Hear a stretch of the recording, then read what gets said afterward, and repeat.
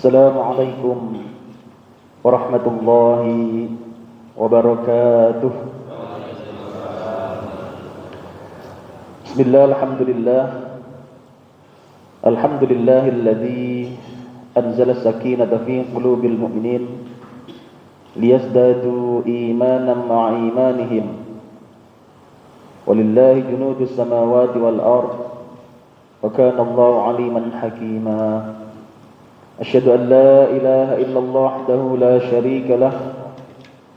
Iyyahu na'budu wa iyyahu nasta'in. Wa asyhadu anna Muhammadan 'abduhu wa rasuluh al-mab'uts rahmatan lil 'alamin. Allahumma fashalli wa sallim wa karrim 'ala hadha an-nabiyyil karim nabiyyina wa maulana Muhammadin sallallahu alaihi wasallam wa 'ala alihi wa azwajihi wa dzurriyyatihi wa ahli baitihi wa man tabi'ahum bi ihsan yaumiddin. Amma ba'd, fa'al hadirun usikum wa nafsi bi taqwallah wa ta'atihi la'allakum tuflihun. Allahumma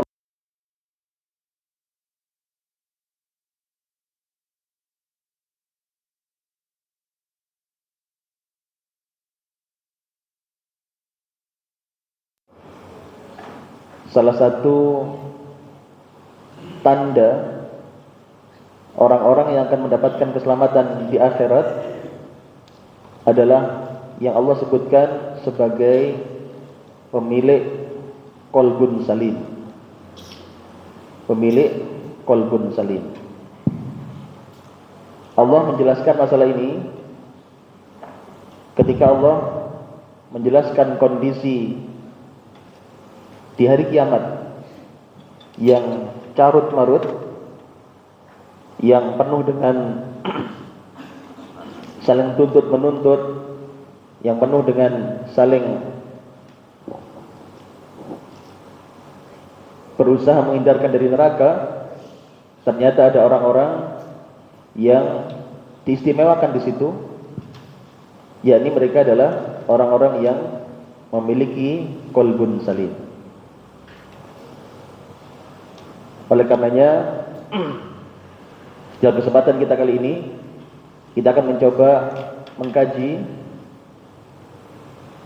tentang tema qalbun salim ini dengan harapan teriring sebuah doa, semoga kita semua yang hadir hari ini termasuk orang-orang yang diselamatkan oleh Allah Ta'ala di akhirat. Dan salah satu upaya adalah kita memiliki qalbun salim. Maka tema kita pada pagi hari ini adalah menggapai qalbun salim. Hadirin Bapak Ibu rahmatullah, tema pembahasan kita kali ini kita bagi menjadi 3 pokok bahasan. Yang pertama adalah anugerah besar bagi pemilik qalbun salim. Seperti apa sih yang Allah berikan pada orang-orang yang milik qalbun salim itu? Kemudian yang kedua adalah apa yang dimaksud dengan qalbun salim itu? Yang ketiga adalah bagaimana ikhtiar memiliki qalbun salim. Hadirin Allah, kita masuk pada subbab yang pertama, yakni anugerah besar bagi pemilik qalbun salim.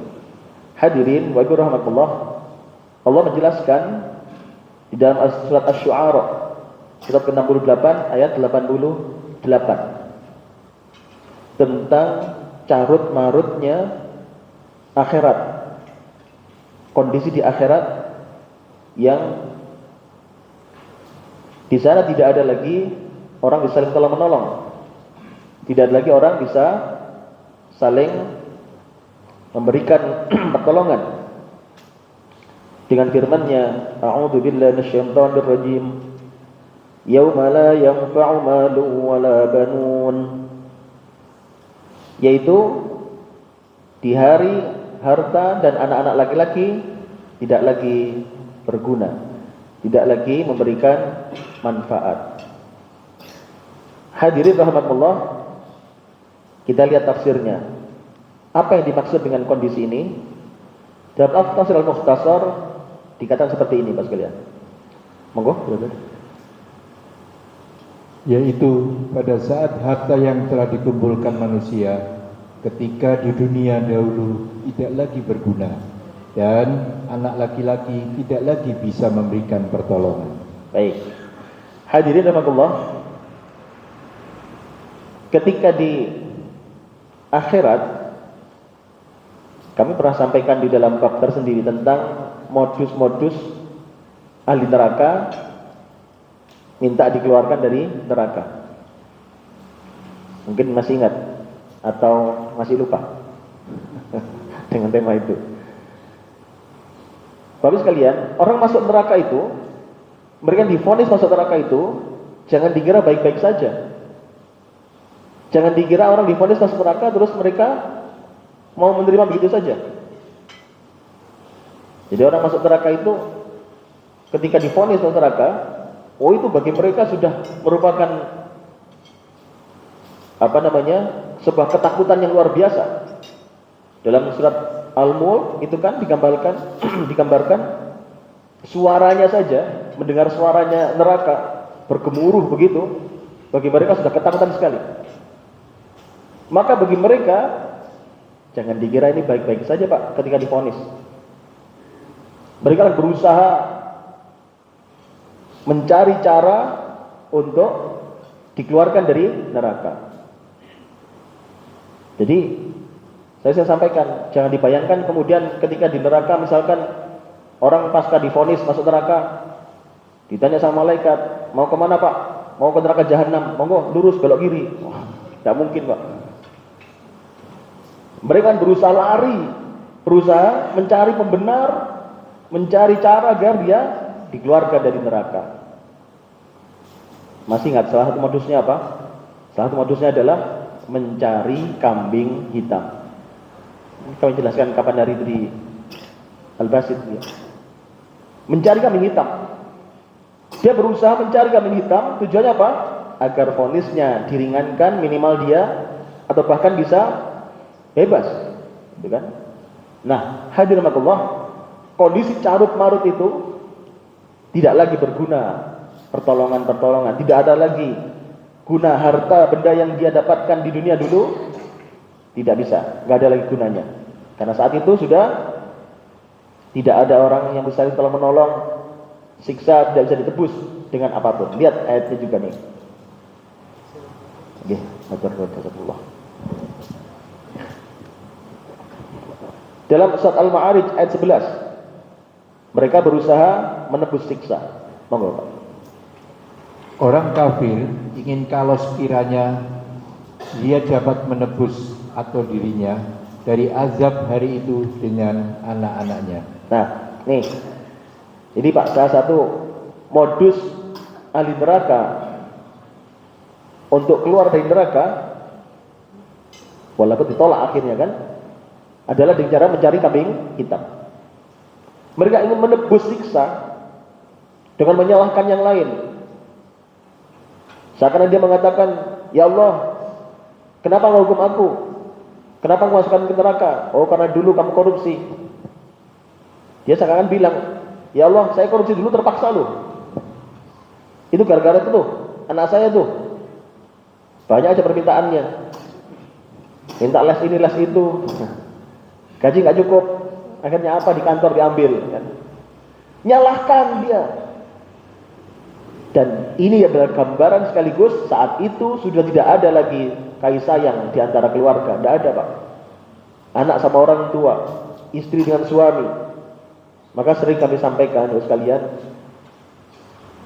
agar tidak terjadi saling tuntut-menuntut, selesaikan hak-hak mereka sekarang juga. Apa yang bisa kita lakukan sekarang? Lakukan hak-hak mereka. Apa haknya suami, haknya istri misalkan. Hak saling menasihati dalam kebaikan. Ingatkan sholatnya, ingatkan wudhunya, sudah benar belum? Lihat bagaimana putri-putri kita misalkan keluar rumah.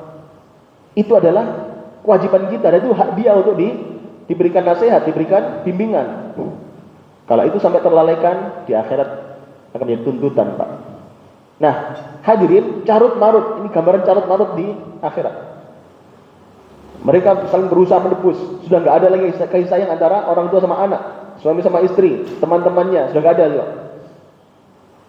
Nah, ditambah lagi saat itu sudah diberikan pernyataan bahwasanya tebusan tidak akan diterima. Al-Maidah ayat 36. Monggo Pak. Sesungguhnya orang-orang yang kafir sekiranya mereka mempunyai apa yang di bumi ini seluruhnya dan mempunyai yang sebanyak itu pula untuk menebusi diri mereka dengan itu dari azab hari kiamat, niscaya tebusan itu tidak akan diterima dari mereka dan mereka beroleh azab yang pedih.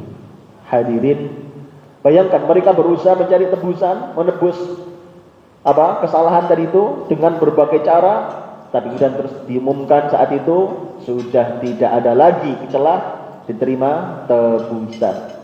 Bayangkan bagaimana hebohnya, bagaimana carut marutnya. Kayak begini gambaran Ibu, misalkan ada di suatu kampus misalkan diputuskan yang sudah masuk, yang di nilai masuk ujian, lulus ujian masuk, diumumkan. Kemudian yang enggak lulus berusaha mencari cara, misalkan bagaimana bisa masuk misalkan.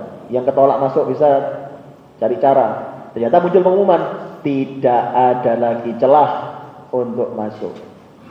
Pasti kecewa berat. Hadiratullah, maka kondisi ini paling tidak memberi gambaran kita betapa akhirat sangat mencekam, carut marutnya yang seperti itu. Nah, hadirin, hebatnya ada salah satu yang dikecualikan, tidak kena ruwetnya akhirat seperti ini. Siapa mereka? Allah menjelaskan illa man atallaha biqalbin salim. Monggo Pak. Kecuali orang-orang yang menghadap Allah dengan hati yang bersih. Nah, ini Pak, Ibu sekalian, ternyata ada sekelompok orang yang terkecualikan dari kondisi tadi itu, dari kondisi ruwet carut marut tadi itu. Ada yang terkecualikan nih. Siapa mereka? Mereka adalah yang memiliki qalbun salim. Qalbun salim. Mereka adalah yang menghadap Allah dengan qalbun salim. Hadirin, disinilah kemudian kita bisa bayangkan betapa qalbun salim ini merupakan bekal yang luar biasa yang harus kita punya kalau kita ingin selamat di akhirat nanti. Bekal yang harus kita punya kalau kita ingin selamat di akhirat nanti dari carut marutnya akhirat tadi. Semoga yang hadir hari ini Allah berkahi qalbun salim. Amin ya rabbal alamin. Hadiratullah, kita masuk sebab berikutnya. Lantas apa yang dimaksud qalbun salim dalam ayat ini? Apa itu qalbun salim? Hadirin, qalbun salim itu kalau saya rujuk pada beberapa tafsir yang ada di terkait ayat ini, saya dapat beberapa pengertian Pak, terus sekalian.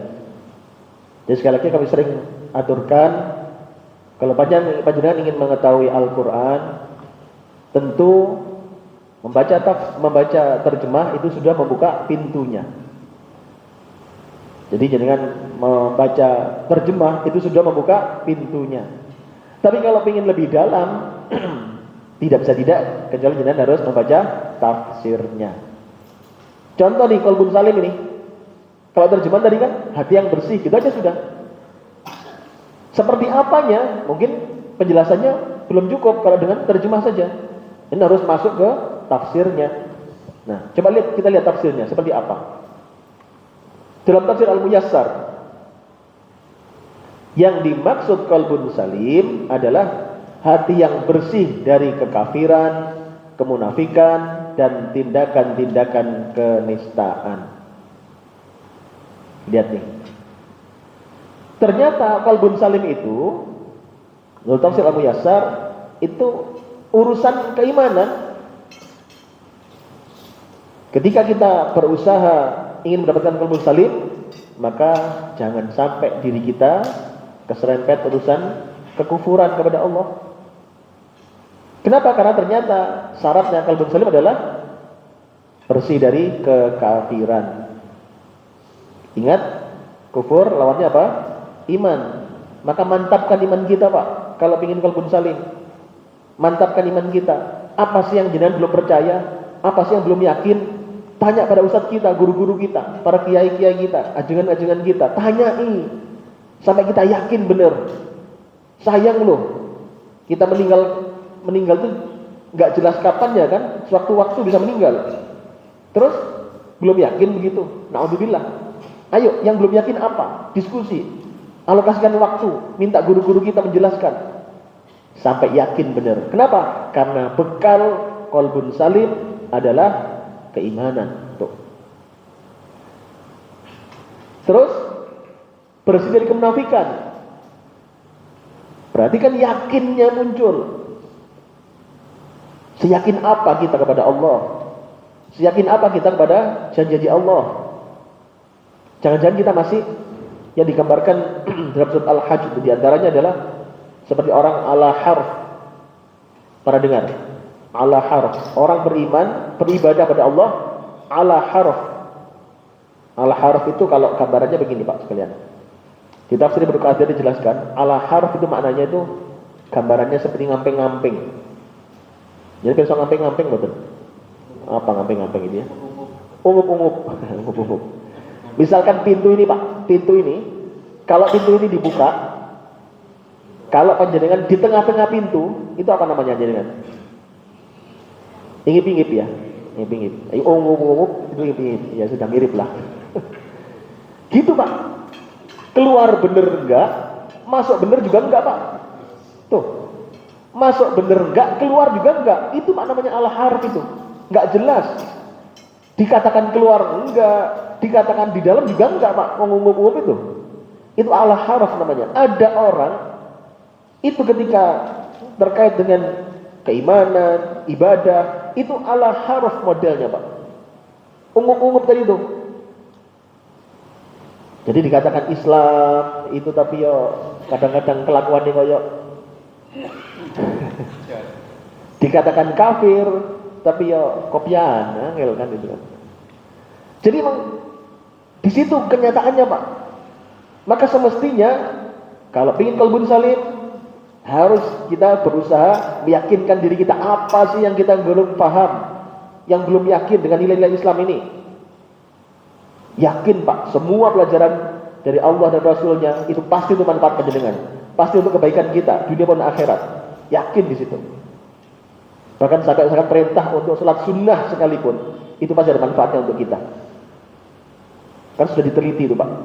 Salah satu guru kami itu menemukan apa manfaat sholat terhadap peningkatan daya tahan tubuh.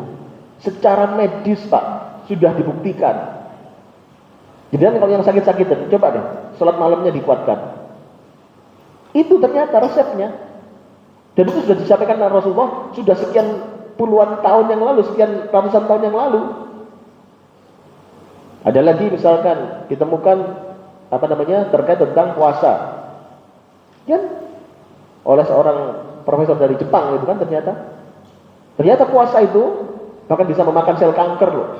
Luar biasa kan? Maka apapun pelajaran Islam Pak, pokoknya ketaatan pada nilai-nilai perintah Allah, perintah Rasulullah pasti ada kebaikannya. Sebaliknya ketika meninggalkan atau berpaling dari Allah dan Rasulnya pasti ada keburukan yang akan menimpa. Hadirin Allah, keyakinan itu Pak. Nah, kemudian juga bersih dari tindakan kenistaan.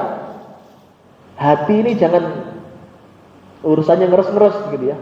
Urusan jelek-jelek. Saya sering nyampaikan hadirin Allah, salah satu sebab penyakit itu kan diantaranya adalah salah pola. Salah pola. Jadi karena kami punya aktivitas terapis Al-Quran juga gitu. Orang sakit itu Pak, diantaranya adalah karena salah pola. Pola makan salah, sakit mah, sakit lever. pola istirahat keliru, sakit lever, sakit ginjal, itu sudah jelas Pak. Nah ada lagi salah pola pikir, semua dipikir, itu salah loh. Seorang mukmin harus punya prioritas, mana yang didahulukan mikirin, nggak semua dipikir Pak Ibu, dikit-dikit semua dipikir ya kan. Ada tetangga beli mobil baru, pikir ya kan, pikir ya. Di pengajian ketemu, kenapa sih Pak kok mulai dari diem aja, mulai tadi diem aja. Lah itu tetangga saya itu beli mio baru. Emang kenapa? Kok jenengan jadi mikir itu? Semua dipikir, nggak bagus itu Bu. Saya sering kasih gambaran kayak kita punya lemari es ya. Jenengan kalau punya kulkas lah, kulkasnya mahal nih Pak. Ibu, kulkasnya mahal ya kan? Karena 2 pintu dia mahal harganya Pak. Yang lebih mahal itu 3 pintu Pak. Nah, 5 lagi ya, 3 pintu ya ada yang gitu. Yang paling murah itu yang tanpa pintu ya. Jenengan punya kulkas mahal nih misalkan. Terus bagaimana perawatannya? Caranya adalah tidak semua barang dimasukkan, kan begitu minimal Bu. Betul nggak sih? Betul ya. Tidak semua barang dimasukkan. Harus selektif. Otak kita ini juga sama Pak, Ibu sekalian. Jangan semua dimasukkan. Ikan bandeng, oke masuk, itu kan? Ikan ayam, boleh. Sandal, jangan. Sandal jangan masukkan gitu Pak. Iya kan? Kenapa? Karena itu nggak boleh masuk juga tempatnya. Sama pikiran kita ini, jangan semua dimasukkan Pak. Semua dimasukkan, gampang sakit tuh. Semua dipikir. Jangan sudah. Selektif aja. Apa yang utama harus kita pikir? Bekal ke akhirat, keimanan. Cek diri kita. Iman kita sudah benar nggak ya? Imannya istri benar nggak ya? Imannya anak kita benar nggak ya? Agenda-agenda itu Pak yang kita pikir. Jadi tidak urusan yang nggak penting. Kenapa sih Pak kok mau dari kok tiba-tiba nangis sendiri? Lah ya itu loh. Kok iya ada bintang film kok ya mau dia nikah sama orang duda begitu? Ya kan? Apa urusannya dengan jenengan gitu kan? Mau dia sama duda kayak mau gak? Urusan dia lah. Kita doakan saja kalau perlu doakan kan. Artinya jangan masuk pikiran kita. Hadirin Allah. Tafsir berikutnya beda lagi Pak. Ada tambahan lagi. Tafsir Al-Mukhtasar. Saya Pak boleh baca? Hati yang bersih dari kekafiran, kemunafikan dan tindakan-tindakan penistaan. Tafsir Al-Muyassar. Oke, berikutnya yaitu orang yang tidak melakukan kesyirikan, kemunafikan, ria dan kesombongan. Ria dan kesombongan.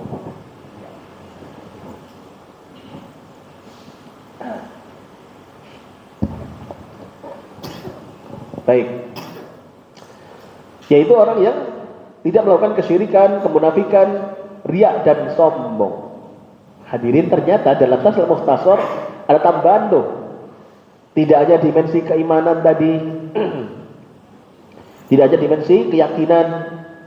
Ini ada tambahan lagi. Apa itu? Terhindar dari riak dan sombong. Jadi penyakit hati ini masuk di situ Pak ternyata. Maka bagi para ulama kita sudah menjelaskan ternyata, qalbun salim itu tidak hanya urusan keimanan, tidak hanya bicara tauhid saja, tapi bagaimana hati kita ini jadi baik juga. Jangan sampai ada ria, pengen dipuji. Jangan sampai ada kesombongan. Hadirin rahmatullah, penyakit hati ternyata membuat seseorang tidak termasuk ke dalam qalbun salim. Makanya maaf Bu sekalian, ingat dalam surat Ali Imran juga ya, 112 tuh, bahwasanya harus ada keseimbangan Pak. Hablum minallah, hablum minannas. Jenengan harus sholatnya khusyuk, iya, itu perintah loh. Jangan sampai kita meninggal dalam kondisi tidak beriman, tidak berislam. Jaga, kita tingkatkan kekhusyuan kita. Sholatnya semakin hari semakin bagus, iya. Tapi di saat yang sama dengan tetangga juga harus semakin baik. Harus seimbang. Jenengan harus semakin beriman kepada Allah, ya, tapi dengan orang tua semakin berbakti. Maaf Pak, jangan sampai kemudian hanya masalah sedikit saja, kemudian apa? Berpisah dengan orang tua, gak nyapa, hanya gara-gara bagi-bagi tanah kurang 10 cm, ya, gak nyopo sama orang tuanya sendiri. Atau hanya karena beda sedikit, orang tua kita di desa ikut kumpulan yang kita gak sepakat dengan itu, misalkan tiba-tiba hari raya aja gak nyapa, ya kan? Si anaknya mengingatkan, mah gak ke nenek mah, gak usah, nenek sekarang syirik. Astagfirullah, astagfirullah. Dari mana pelajarannya? Lihat surat Luqman ayat 15. Wa in jahadaka ala an tusyrika bi ma laysa laka bihi ilm fala tuti'huma wa sahibuhuma fid dunya ma'rufa. Jika orang tuamu mengajak kesyirikan, lihat, mengajak kesyirikan, Bu, maka fala tuti'huma, jangan taati, jangan ikuti kesyirikannya. Tapi wasahibahuma fid dunya ma'rufa, tetaplah berhubungan baik dengan beliau, pergauli dengan baik. Beliau tetap anggap sebagai orang tua kita yang harus dihormati, dihargai, dicukupi kebutuhannya. Itu perintahnya. Jangan kemudian ambil jarak. Bisa jadi Pak, dengan kedekatan kita dengan beliau akan terbuka pintu hidayah untuk beliau. Hadirin Allah, kami sampaikan juga kepada Nabi Ibrahim itu Pak, tidak meninggalkan kaumnya, tidak meninggalkan orang tuanya, sampai beliau dibully, beneran mau dibunuh itu baru pergi beliau. Tidak ada pelajarannya, beda sedikit nggak nyopo, siapa yang bilang begitu? Kita nggak suka dengan kemaksiatannya, iya, nggak suka dengan kekufurannya, iya, tapi wasahibahuma fid dunya ma'rufa, tetap kalau jangan punya rezeki kirimi beliau, jangan punya makanan kirimi beliau, muliakan beliau. Manggil tetap disapa dengan sapaan yang baik. Hadirin Allah, itulah Islam. Sahabat Nabi, masih ingat kisahnya Bu, sahabat Nabi yang sudah Islam, orang tuanya belum Islam? Pernah dengar kisah itu Bu? Pernah dengar? Belum? Ya sudah, barusan aja dengarkan, barusan ya. Itu kan susah itu. Bagaimana tidak? Yang menentang ibunya sendiri, orang yang dihormati, orang yang beliau takzimi, itu menentang keislaman beliau. Tapi apa yang terjadi? Dia mengikuti cara Rasulullah SAW, tetap berbuat baik pada beliau. Terus, bahkan sampai mogok makan ibunya. Mogok makan si ibu ini Bu, Pak, dia berusaha mempengaruhi anaknya ini yang sudah Islam ini. Kalau kamu nggak tinggalkan Muhammad, aku mogok makan besok pagi. Apa yang terjadi? Benar-benar direalisasikan Pak, mogok makan Pak. Hari pertama mogok makan beneran. Yang biasa kan, kalau ibu-ibu lagi marah kan gitu kan ya kadang-kadang ya. Wah, besok aku mau pergi. Wah, pergi beneran ya. Tapi sambil lihat, dipanggil kaki enggak ya gitu ya. Nah, hari kedua masih jalan Pak. Tapi si anak ini Masya Allah, didikan Rasulullah, berbuat baik. Bahkan malah disiapkan makanan, ditawari, disuapi, bayangkan coba. Hari pertama, beliau masih kukuh dengan mogok makannya. Hari kedua, mungkin kalau istilah kita mulai mikir-mikir nih, si anak nih kok kayak begini-begini amat ya gitu ya. Sampai hari ketiga, mungkin kalau gambaran kita di sini Pak, mungkin si ibu ini mikir, ini kalau gambaran kita ya, mungkin mikir, ini anak saya lebih dari satu misalkan dia, yang lain nggak ada yang ngerti mamanya mogok makan, nggak disapa kayak apa, ini malah yang dibenci, ini malah yang nggak disukai, bolak-balik datang, malah ngerayu, malah ngambilkan makanan, mungkin pagi ditawari nggak nasi rawon tama, nggak suka pecel tama, kira-kira begitulah. Siang-siang panas-panas ditawari, nggak mau es degan tama, kira-kira begitu. Kok begitu-begitu amat dia ini, sampai muncul dalam pikiran, pelajaran apa yang disampaikan Muhammad kepada dia? Pelajaran apa ini sampai dia, anakku jadi begini nih, begini baiknya maksudnya. Sampai kemudian apa yang terjadi? Beliau pun luluh nyampaikan asyhadu alla ilaha illallah wa asyhadu anna Muhammad Rasulullah. Benar-benar baik agamamu ini. Hadirin Allah. Maka disitulah jangan ambil jarak. kalau hanya sekedar beda begitu aja. Terus dekati, nasihati semampu kita. Semoga saudara-saudara kita yang mungkin belum paham tentang ketauhidan, belum mengerti, beliau masih di kubangan kemunafikan, terus dekati semampu kita. Semoga Allah memberikan hidayah buat mereka semuanya. Amin ya rabbal alamin. Hadirin Allah, lanjut lagi. Ini tafsir berikutnya, tafsir Zubdatul Tafsir min Fathil Qadir yang ketiga. Monggo Pak. Yaitu hati yang lurus dan sehat, hati orang yang beriman. Nah, hadirin, hati yang lurus dan sehat, hatinya sehat, tidak banyak penyakit. Ini hampir sama tadi, yang atas tadi. Jadi nggak perlu dengan penyakit. Apa sih penyakit hati? Yang ujub, sum'ah, riya tadi kan? Hati-hati, jangan gampang mengklaim itu penyakit ujub. Kamu tahu nggak masjid ini siapa? Kalau nggak saya, kamu tahu menara itu dulu. Kalau nggak saya, astagfirullah. Kalau masih muncul itu Pak, hati-hati, belum masuk qalbun salim. Ibu di rumah juga begitu, hati-hati Bu, jangan kamu ngeklaim. Pak, kamu enak aja ya, datang langsung tidur. Kamu ngerti nggak? Seisi rumah ini, waduh. Kalau nggak aku yang ngurus, nggak beres mah. Astagfirullah. Jangan Bu, biasa-biasa aja. Nanti nasihati anak juga begitu. Nah, kamu itu ngerti nggak? Kamu itu dulu di perut mama berapa? 9 bulan, berat itu. Kemana-mana mama susah, berat bawa kamu kemana-mana. Kan anak kita mungkin jawab, emang siapa yang suruh makan begitu kan?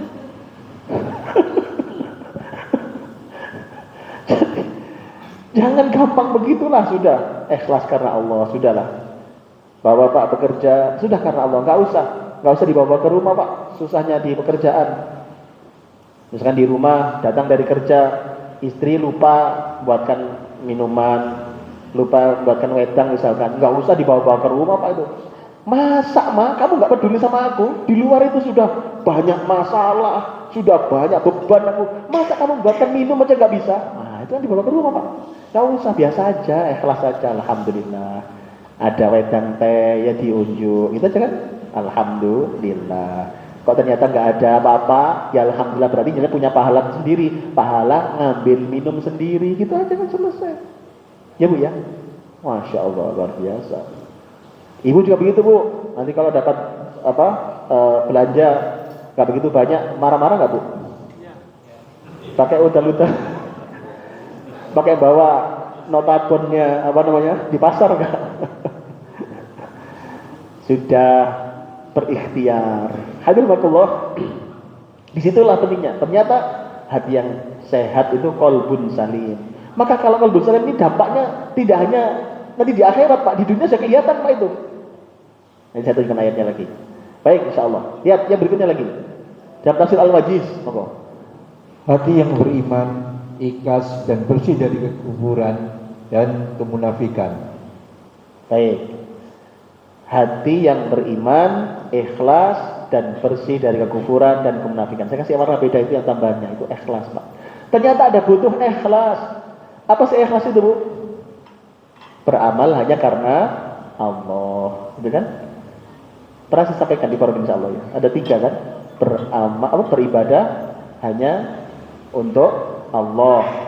Terus apa? Minta hanya kepada Allah. Terus bersandar, senden, nyambat hanya kepada Allah. Paling nggak 3 tuh Bu. Apa dulu istilahnya? Allah tok. Ya, masih ingat Allah tok. Jadi ibadah hanya kepada Allah saja. Ibadah namun Gusti Allah tok. Terus minta hanya kepada Allah tok. Yang ketiga apa? Bersandar hanya kepada Allah. Udah. Nanti kalau kunjul di rumah tanya sama anaknya, ngaji apa Mama? Allah tok. Ya jaga Pak, benar. Kita berangkat ngaji, berangkat ke masjid karena Allah saja sudah. Kan amalan kita itu kan hanya untuk Allah sudah. Biar aja untuk Allah aja sudah. Gak perlu tetangga tahu juga gak masalah kok. Gak perlu mertua tahu gak masalah kok. Gak masalah. Gak perlu diumumkan juga. Tetangga sebelah dibilangi, besok pagi saya mau berangkat sebelum subuh. Nggak usah tahu juga nggak apa-apa kok. Kenapa? Karena amalan kita hanya untuk Allah saja, ikhlas. Dan niatan-niatan selain Allah itu memang tidak membatalkan secara langsung keikhlasan kita, tapi akan merusak, mendegradasi. Oh, apa mendegradasi? Akan melunturkan nilai keikhlasan kita. Jadi ikhlasnya kita itu harusnya 100%. Tapi kalau ada disisipi niat yang lain karena selain itu akan menjadi jatahnya berkurang, Pak. Misalkan niatnya berangkat ke masjid karena Allah, sudah benar kan? Tapi kesisipan, ada 20% niatan lain, apa itu? Pamer mukena baru misalkan. Maka ikhlasnya tinggal 80 begitu loh. Berkurang. Padahal amal itu dibalas karena niatannya. Wa innama likulli imri'in ma nawa. Ya. Maka qalbun salim itu berarti bersih dari kekafiran, kemunafikan, penyakit hati, riya dan sombong, ya kan? Terus senantiasa lurus dan sehat artinya dari itu, kemudian ikhlas. Hadirin, ada pendapat Al-Ghazali nih, yang biar pirsa juga. Betapa pemikir Islam yang berjuluk Hujjatul Islam itu memberikan nasihat-nasihat untuk kita juga. Lihat nih. Boleh dibaca, Pak? Arabnya boleh atau yang bawahnya aja boleh. Hati yang selamat adalah hati yang tidak tertarik kecuali kepada Allah dan tidak berpaling kepada selainnya. Baik. Al-qalbus salim huwa alladhi la yanjadibu illa ilallah wala yaltafit ila ghairi. Dia atasnya ya. Hadirin, maaf. Ternyata menurut Al-Ghazali, urusan hati yang selamat, qalbun salim ini ternyata adalah ketika tidak tertarik selain Allah. Jadi hatinya itu hanya terpaut pada Allah. Pokoknya kalau membahas urusan ngaji, semangat. Urusan agama, semangat. Tapi urusan lain biasa-biasa aja. Bukan berarti meninggalkan dunia loh, bukan ya. Tetapi nilai ketertarikannya beda. Kayak begini misalkan, dulu menurut saya, panjenengan misalkan masih ingat Bu, suasana ketika masih pacaran dulu. Orang pacaran gak sih? Enggak ya? Oh enggak usah. Itu kan kadang-kadang baru diberitahu, aku sesok api rono. Wah itu kan sudah berbunga-bunga kan. Wah pagi sudah apa mandi. Padahal datangnya baru jam 7 malam ya kan. Sudah persiapannya tidak karu-karuan gitu kan. Hadiratullah, ini ada sebuah ketertarikan yang lebih. Nah orang-orang yang hatinya qalbun salim itu nampak di situ Pak. Ada agenda ngaji. Wah itu sudah nanti segera disiapkan ya, segera gitu sudah berusaha untuk menomorsatukan urusan-urusan Allah ini.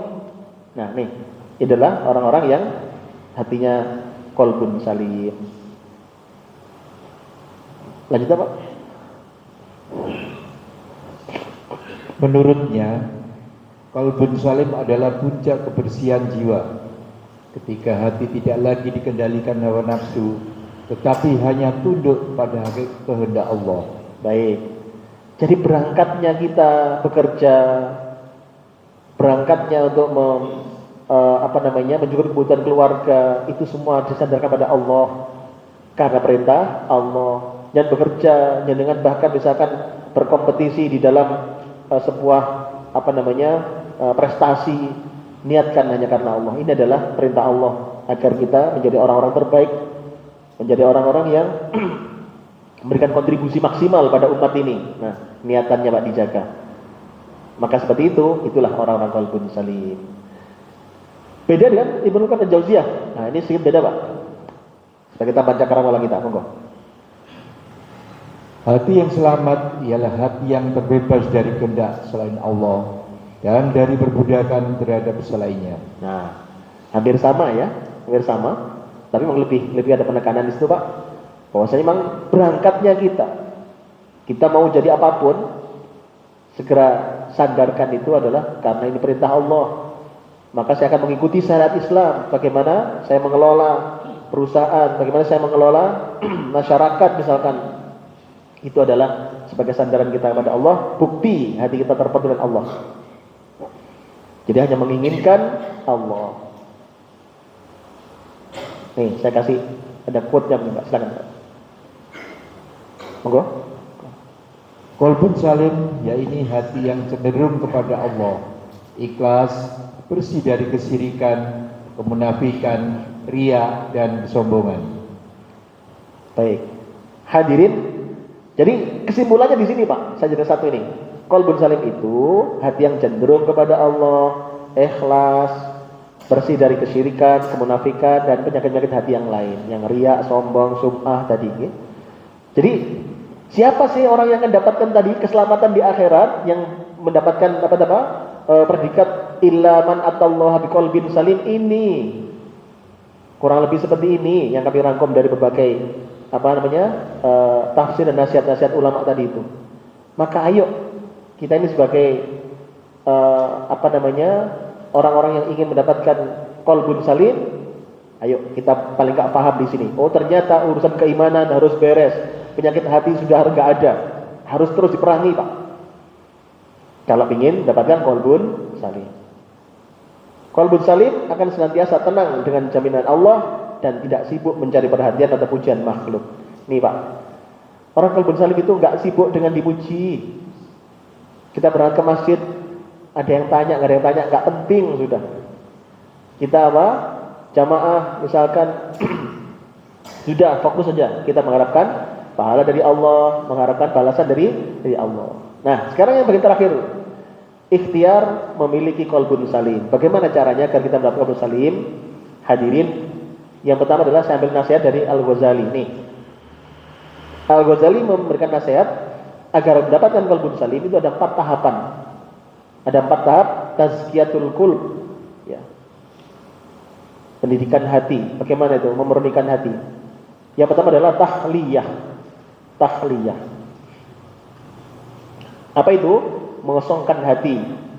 Mengosongkan hati dari penyakit seperti riya, hasad, ujub, cinta dunia dan syahwat. Tidak ada tempat bagi cahaya Allah di hati yang penuh dengan karat nafsu. Hadirin, kalau pingin hatinya qalbun salim, boleh mengikuti arahan beliau ini. Ini merupakan sebuah nasihat dari ulama kita. Apa itu? Bersihkan hati Pak, kosongkan hati dari penyakit seperti itu. Jangan dikasih tempat itu. Sombong, kita merasa mulai ada kesombongan dalam diri kita nih. Sudah, dipupus sudah. Sadarkan, la haula wala quwata illa billah. Kita bisa begini ini karena Allah loh. Kita bisa begini ini karena ditolong Allah loh. Ingatkan gitu Pak, sehingga kesombongan enggak tumbuh. Yang kedua adalah tahliyah.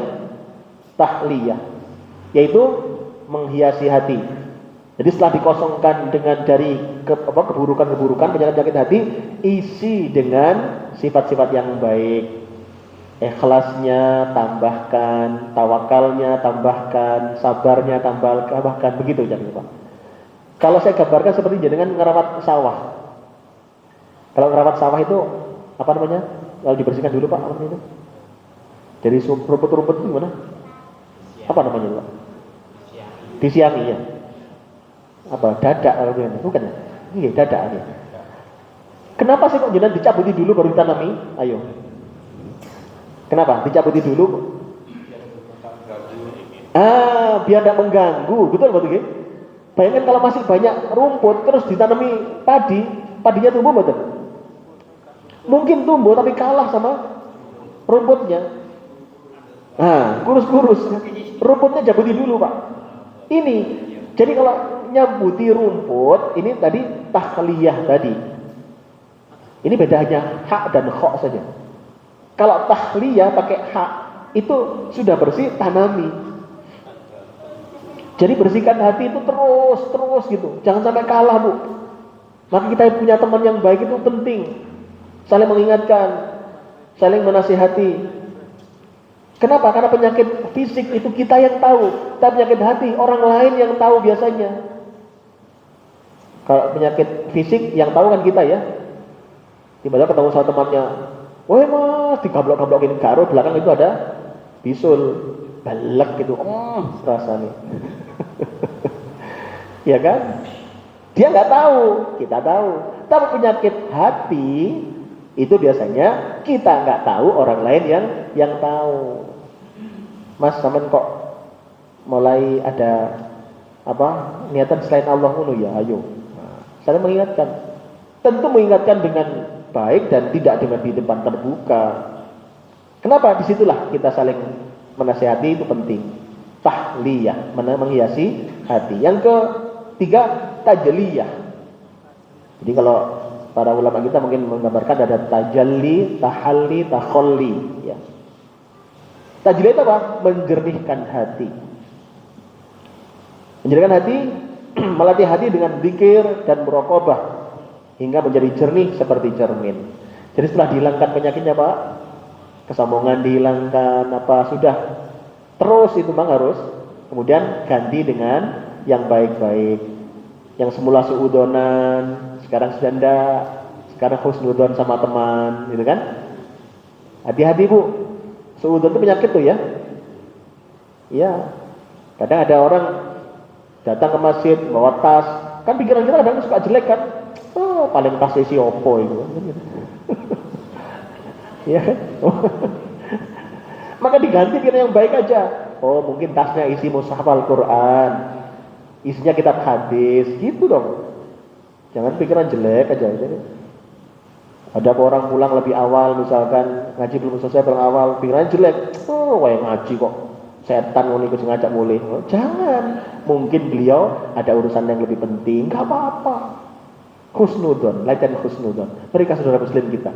Jadi hadirin saya kemarin baru jelaskan di forum yang lain ya terkait tentang keharusan kita membedakan antara yang hak dan yang batil.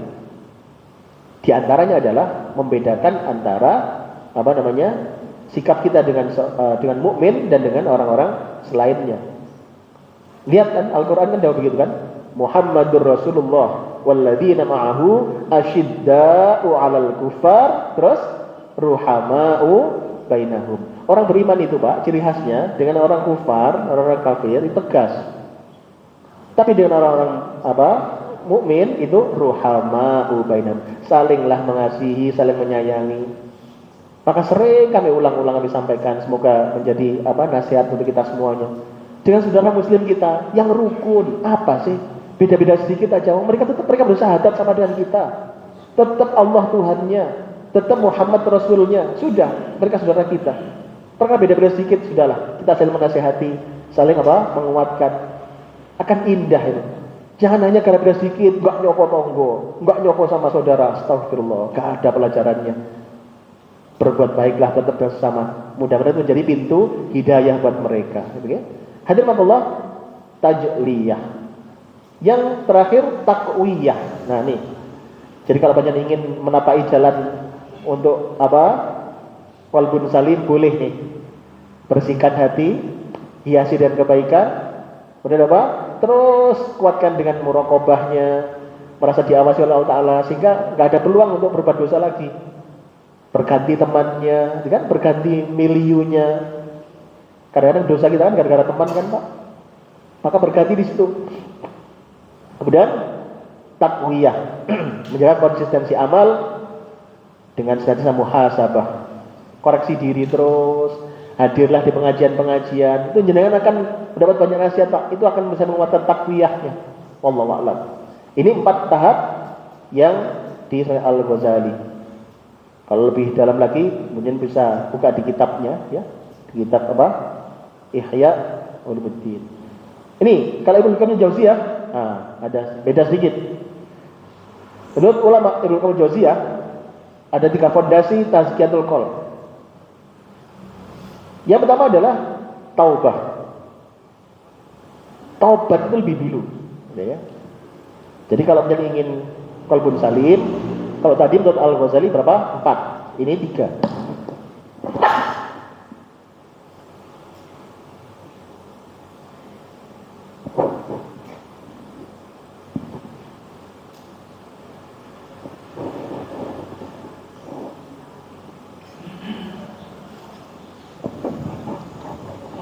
sifat ya. Baik, taubah. Yang kedua adalah ikhlas dan tauhid. Jadi taubat memang harus terus karena membersihkan hati di situ. Kemudian ikhlas dan tauhidnya dikuatkan Pak untuk kebaikan-kebaikannya, membersihkan niat dari segala bentuk riya, ujub dan ambisi dunia. Sudahlah. Jenengan maaf kalau jenengan ingin misalkan memberikan manfaat untuk umat ini semua karena Allah, itu bekerja jenengan akan berpahala. Sejak hari pertama jenengan meniatkan misalkan ingin mencalonkan menjadi menjadi sekretaris RT misalkan misalnya. Ya kan? Itu sudah berpahala itu Pak, sudah hari pertama itu Pak. Kenapa? Karena ingin berikan kontribusi maksimal untuk umat ini. Masya Allah gitu loh ya. Nah, kemudian ya, yang ketiga adalah muhasabah dan mujahadah. Jadi senantiasa muhasabah dan mujahadah, introspeksi terus menerus dan perjuangan melawan hawa nafsu. Hadirin, tiga ini kalau kita analisis sebenarnya mirip dengan yang 4 yang dari Al-Ghazali tadi. Betul. Jangan merasakan enggak? Hampir sama, oke? Dibersihkan dulu, diberikan tambah kebaikan-kebaikan, terus dijaga. Jadi kalau jangan nanam tanaman Pak, habis dibersihkan, tadi kan nanam padi, terus ditanami, gitu kan? Terus ketiga dipupuk. Nah nih dipupuk Pak, dipupuk, dijaga dari tikus, dari hama, itu namanya yang ketiga ini Pak. Jadi hati juga sama Pak, setelah dibersihkan, tanam yang baik-baik. Kemudian ketiga dijaga dari penyakit. Makanya jangan berteman dengan orang-orang yang hatinya sakit. Jangan berteman akrab dengan orang-orang yang hatinya sakit. Maaf, sakitnya hati itu menular. Apa? Menular. Hati-hati ya Bu. Iya, sombong itu nular betul. Nular Bu, hati-hati. Sombong itu bisa nular. Jangan dekat-dekat dengan orang-orang yang berhati-hati sombong, riya, ujub, itu bisa nular. Dekatlah dengan orang-orang yang hatinya bersih. Insya Allah jangan ikut katut bersih. Insya Allah. Minimal ketika mau salah diingatkan sama dia. Nah gitu kan? Nih, qalbun salim tidak bisa dicapai hanya dengan pengetahuan, tetapi dengan amal yang konsisten dan mujahadah. Jadi qalbun salim nggak bisa dengan pengetahuan. Kita sekarang bisa tahu nih caranya. Tidak bisa hanya cukup itu Bu. Ayo kita belajar, kita laksanakan dengan baik, dengan mujahadah, benar-benar kalau memang serius ingin qalbun salim, serius juga kita bersihkan. Jangan sampai ada kesyirikan, jangan sampai ada kemunafikan, kesombongan, riya, ujub tadi sudah. Terus belajar terus. Terakhir, kesimpulan. Apa kesimpulan kajian kita? Yang pertama, seorang hamba yang memiliki qalbun salim akan selamat di akhirat. Tadi ayatnya jelas. Asy-Syu'ara ayat apa tadi? 88 dan 89. Ayo yang semangat bagi mereka yang yarhamkallah. Yang kita yang ingin mendapatkan keselamatan di akhirat, ini resepnya. Punyalah qalbun salim. Yang kedua, qalbun salim yakni hati yang cenderung kepada Allah, ikhlas, bersih dari kesyirikan, kemunafikan, riya, kesombongan dan kecenderungan selain Allah. Ayo berikhtiar terus Pak. Di saat yang sama panjenengan harus menjaga dari kesyirikan, di saat yang lain harus dijaga hubungan baiknya, bagaimana tetap silaturahim, bagaimana tetap dijaga kita saling asah-asuh dengan sama saudara kita muslim yang lain ya. Ada pertanyaan kapan hari itu begini tentang pertemuan tahunan dalam tradisi kita ada deh Pak, halal bihalal ya. Itu kan ada yang tanya, Ustaz tuh gimana hukumnya? Loh, itu kan kebaikan kan. Bahkan setelah kemudian kami mengkaji tadi ayat Al-Ma'arij ayat 10, 11 sampai 14 itu di mana akan terjadi saling tuntut-menuntut di akhirat antara orang satu dengan yang lain karena haknya enggak dipenuhi, hak dinasihatinya enggak dipenuhi, maka pertemuan antar keluarga setahun sekali, bahkan saya sampaikan sudah hampir wajib. Kenapa? Karena disitulah panjenengan harus menyampaikan nasihat dan harus saling menjaga hubungan baik dengan mereka. Jangan sampai putus. Maka jaga hubungan baik. Nah, ini contoh lagi. Maka qalbun salim itu adalah kita refleksikan dengan hubungan baik dengan sesama manusia juga. Terutama mereka yang muslim, beriman pada Allah Ta'ala. Yang ketiga, ikhtiar menuju qalbun salim, jadi bersihkan hati dari kotoran dengan banyak taubat, isi dengan kebaikan, kemudian mujahadah, menjaganya dengan konsisten atau istiqomah. Akhirnya selamat berjuang menggapai qalbun salim. Semoga kita termasuk orang-orang yang selamat di dunia dan sampai di akhirat kita termasuk penghuni surganya Allah Ta'ala. Nanti diskusinya bisa kita tutup dulu barangkali ya. Kita doa, Allahumma shalli ala Muhammad alhamdulillahirabbil alamin. Rabbana taqabbal minna innaka antas samiul alim wa tub alaina innaka tawwabur rahim. Rabbana atina fid dunya hasanah wa fil akhirati hasanah wa qina adzabannar. Ya Allah, mohon ampun dosa kami ya Allah, dosa kedua orang tua kami, guru-guru kami dan seluruh kaum muslimin ya Allah. Ya Allah ya Rahman ya Rahim, mohon terima amal ibadah kami ya Allah, terima salat kami, puasa kami, zikir kami dan seluruh amal kami ya Allah. Walaupun kami sadar banyak orang-orangnya di sana sini ya Allah, mungkin kurang ikhlasnya, mungkin kurang benernya, mungkin kurang sesuai contoh Nabi-Mu. Mohon ampuni kami ya Allah, mohon terima amal kami ya Allah, dan mohon bimbing kami memperbaiki diri setelah ini ya Allah. Rabbana atina fid dunya hasanah wa fil akhirati hasanah wa qina adzabannar. Ya Allah, kami sadar umur kami semakin hari semakin habis, semakin hari semakin mendekat kepada ajal kami masing-masing. Maka mohon bimbing kami ya Allah, di sisa umur kami ya Allah, jadikan umur yang paling banyak kebaikannya, paling banyak keberkahannya, paling banyak manfaatnya untuk umat ini, dan paling banyak amal-amal soleh yang Kau terima ya Allah. Dan mohon bimbing kami ya Allah, kapanpun Kau ambil nyawa kami, berikan kami husnul khotimah ya Allah. Dan untuk saudara kami di Palestina dan di negeri-negeri muslim yang lain ya Allah, mohon jaga mereka ya Allah, mohon kuatkan mereka ya Allah, mohon menangkan atas musuh-musuhnya ya Allah, dan mohon ampuni kami semua di sini ya Allah yang hanya bisa mendoakan mereka dari jauh ya Allah. Wassallallahu ala Muhammad walhamdulillahirabbil alamin. Hadirin, demikian kajian kita pada hari ini, semoga bermanfaat. Jika ada kebenaran semua dari Allah, jika ada yang salah mohon dimaklumi. Demikian kita akhirnya alhamdulillahirabbil alamin. Subhanakallahumma bihamdika asyhadu an la ilaha illa anta astaghfiruka wa atubu ilaik. Assalamualaikum warahmatullahi wabarakatuh.